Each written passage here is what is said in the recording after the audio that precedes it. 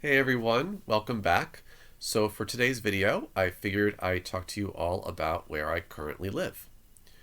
So like what the title says, I'm currently in a funeral home, or what used to be a funeral home. And it may or may not be haunted. Who knows? You guys can make your own assumptions after this. But anyway, a brief overview of the house. Myself and my boyfriend purchased this house towards the end of 2019, not too long before the pandemic started. And it's an Edwardian home. The year that it was built, either 1900 or 1901. Move-in ready, but still required a makeover. Now, during the time that we were buying, it came down to two choices: either this house or a prettier one that cost a bit more. By prettier, the interior was much nicer. It had a gorgeous kitchen, a first floor bedroom bathroom suite, and a relaxing looking patio. But that was pretty much it. There was hardly any yard space, hardly any parking, and it was further away from my job. And this kind of goes into making the right choice when purchasing a home. This house has a lot more strengths over the other one. For one, the location. This house is literally located, like literally, and I mean literally, 3 minutes walking distance from my job. Like you just can't beat that. Um, Another good thing about it is that it's located close to stores, shops, so it doesn't really require much traveling if you have to go out and get milk. The other house, it required further traveling in order to do that, and that was kind of what killed it for me, honestly, as well as the price. But interior wise for this house, it's a three-bedroom house, very spacious, very big dining room, big attic space. We actually turned that into another room, so it's pretty much like 3 floors all together now, and plenty of parking and um, plenty of yard space. As a matter of fact, what I'm thinking of doing is actually posting another video, like a house tour video, and if you guys want me to do that, feel free to leave a comment below because I'm happy to do it. I think I'm going to do it anyway. I don't care. It gives me something to do. It gives me a reason to clean the house. But anyway, so another good feature about this house, and this is probably the best part of it, was the price of it. And drum roll, $81,000. 81,000. Yeah. Um, but you also have to keep in mind, though, that I'm located in upstate New York, not too far from the Albany area, so cost of living is pretty cheap.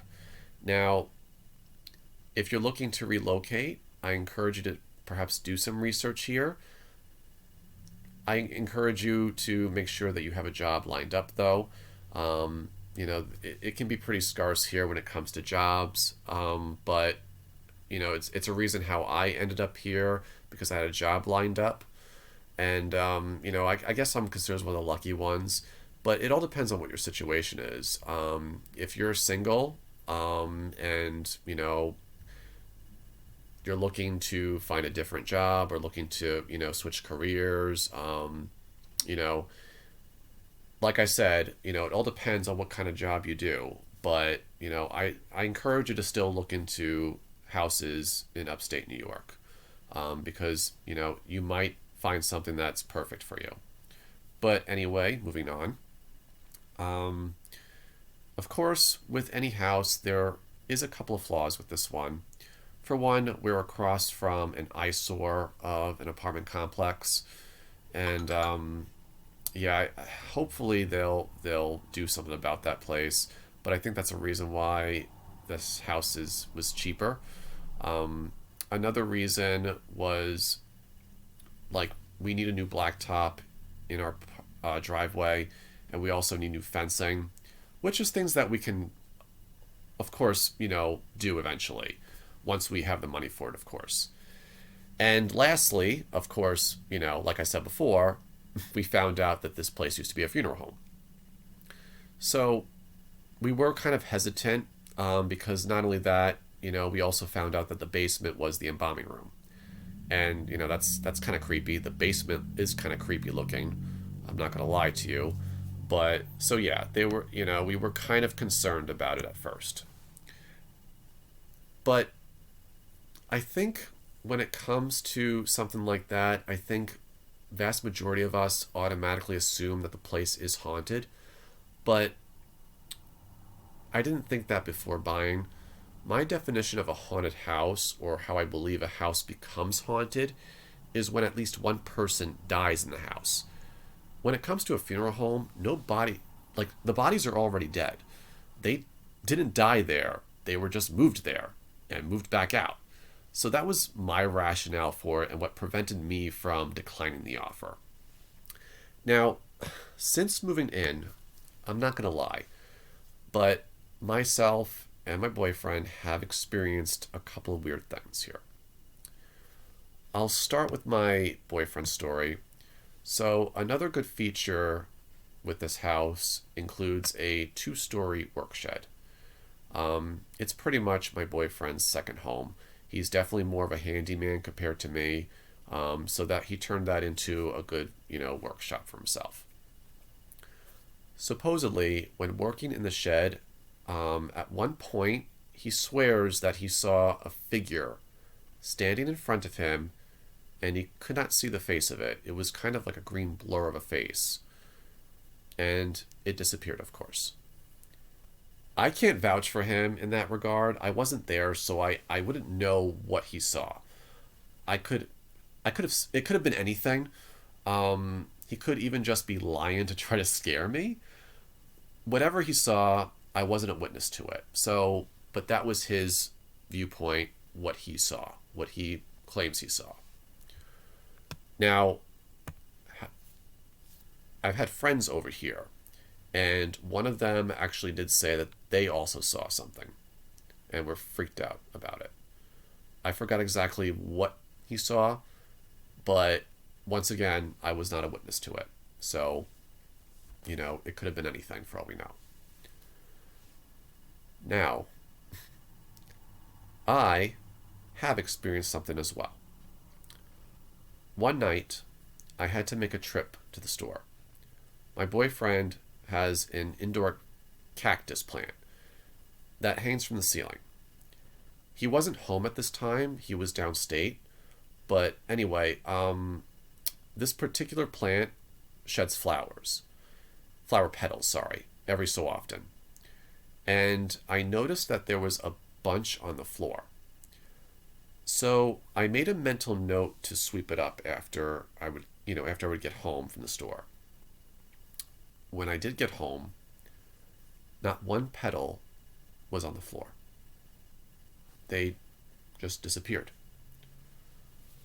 So once again, I was thinking rationally about it, which I typically do. If something weird happens in our house, I don't automatically think it's a ghost. I think rationally, and the majority of the time it's usually something else. It has nothing to do with ghosts. So I was thinking perhaps I swept it up without thinking about it before going out. It's like when you brush your teeth in the morning, you don't think about it because it comes natural to you, or your mind is somewhere else when you're doing it. So because of that, you end up forgetting whether or not you did brush your teeth.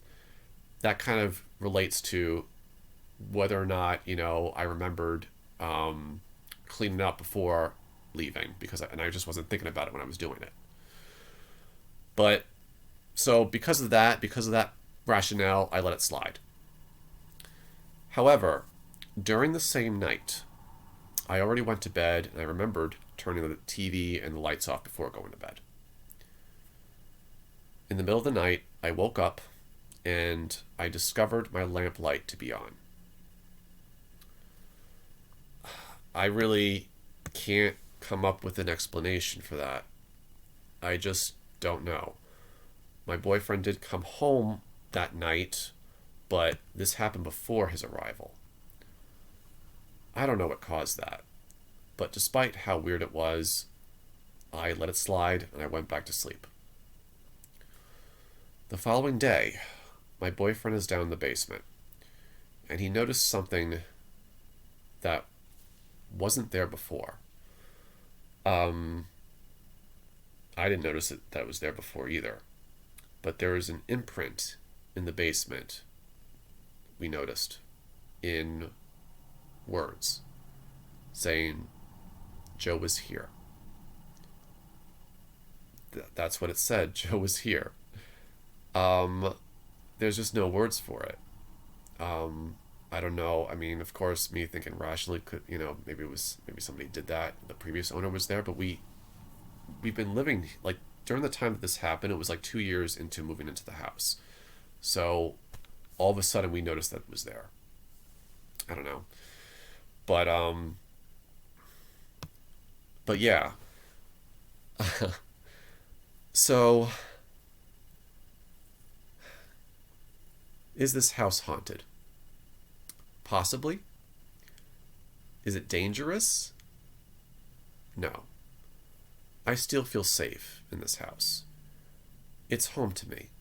We've lived in this house for over 3 years, and we're both still in one piece. Now, from a financial standpoint, I could have turned down this offer because of the possibility that's haunted. But would I allow that to be a reason to say no to a good offer? I decided to not let it bother me, and I still took the offer. Because there's no guarantee or evidence that indicates that this place is not only haunted, but dangerous. If there are ghosts in this house, we're coexisting perfectly. And quite frankly, they've actually been kind of helpful. I mean, hey, they did me a favor by cleaning up the flower petals. So they're friendly ghosts so far. And this is going to sound weird, but hear me out. What I've been told is that if there's a spiritual presence in your house, you need to set up ground rules for them. You need to show them that you're fine, that you're fine that they're here, and that they're welcome to stay. If they don't pose a threat, of course. Otherwise, they are not welcomed, and I'm certainly not going to want any squatting ghosts in this house if they pose a threat. If they aren't in compliance, I'll do my research and I'll find out how to get rid of them. But I won't have to. I'm not afraid of them. And what I encourage you guys to do is to not let, if you guys feel that, if one of you out there that's watching this, if you feel that you're in this kind of situation where you think that your house is haunted or you might have experienced certain things, don't let them force you out of your own home. That's all I can say. And I would say that's my 2 cents for the day, of course. But in conclusion, what are your thoughts? Is this house haunted or not? Feel free to answer in the comments below what you think. But hope you enjoyed this video. Please give it a thumbs up and don't forget to subscribe. And I'll see you guys soon. Okay. Stay frugal.